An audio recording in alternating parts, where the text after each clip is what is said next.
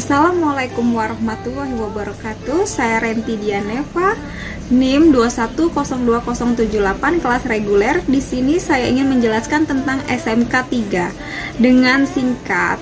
Manajemen K3, SMK 3 menurut perundang-undangan pasal 1 yaitu sistem manajemen keselamatan dan kesehatan kerja adalah bagian dari sistem manajemen keseluruhan yang meliputi struktur, organisasi, perencanaan, tanggung jawab, pelaksanaan, prosedur, proses, dan sumber daya yang dibutuhkan bagi pengembangan, penerapan, pencapaian, pengkajian, dan pemeliharaan kebijakan keselamatan dan kesehatan kerja dalam rangka pengendalian risiko yang berkaitan dengan kegiatan kerja guna terciptanya tempat kerja yang aman, efisien, dan produktif. Dilansir dari situs resminya, ILO memberikan tanggapan mengenai definisi dari sistem ini. Menurutnya, SMK 3 adalah sebuah ilmu yang memiliki tujuan untuk mengantisipasi dan mengevaluasi berbagai potensi bahaya. Selain itu, juga memiliki fungsi lain. SMK 3 adalah sistem yang dapat dijadikan sebagai pengendali sebuah bahaya yang mungkin timbul pada lingkungan kerja dan berpotensi mengganggu kesejahteraan para pekerja.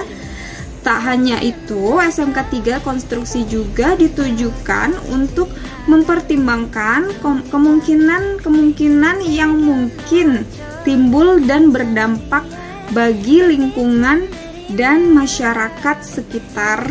Saat ini, pemerintah Indonesia mewajibkan setiap perusahaan kontraktor di Indonesia wajib menerapkan K3 atau sistem manajemen keselamatan dan kesehatan kerja, atau dengan kata lain SMK 3 di perusahaannya masing-masing.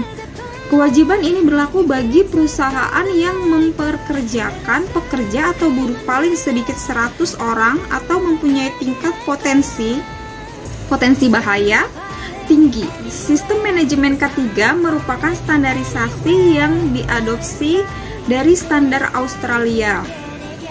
SMK 3 sama dengan Occupational Health and Safety Assessment Series. Penerapan ini pastinya berjalan beriringan dengan pusat perhatian pemerintah pada pembangunan dan pengembangan daerah menuju kemandirian ekonomi di Indonesia. Secara tidak langsung, ini adalah sikap penuh perhatian kepada para pekerja di sektor pembangunan untuk menjaga dan mengamankan keselamatan selama bekerja.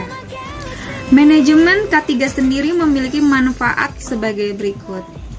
Yang pertama, mengetahui pemenuhan perusahaan terhadap peraturan perundangan di bidang K3. Yang kedua, mendapatkan bahan umpan balik bagi tinjauan manajemen dalam rangka meningkatkan kinerja SMK 3. Yang ketiga, mengetahui efektivitas, efisiensi, dan kesesuaian serta kekurangan dari penerapan SMK 3. Yang keempat, mengetahui kinerja K3 di perusahaan. Yang kelima, meningkatkan image perusahaan yang pada akhirnya akan meningkatkan daya saing perusahaan. Yang keenam, meningkatkan kepedulian dan pengetahuan tenaga kerja mengenai K3 yang juga akan meningkatkan produktivitas perusahaan. Yang ketujuh, terpantaunya bahaya dan resiko di perusahaan. Yang kedelapan, penanganan berkesinambungan terhadap risiko yang ada di perusahaan. Yang kesembilan, mencegah kerugian yang lebih besar kepada perusahaan.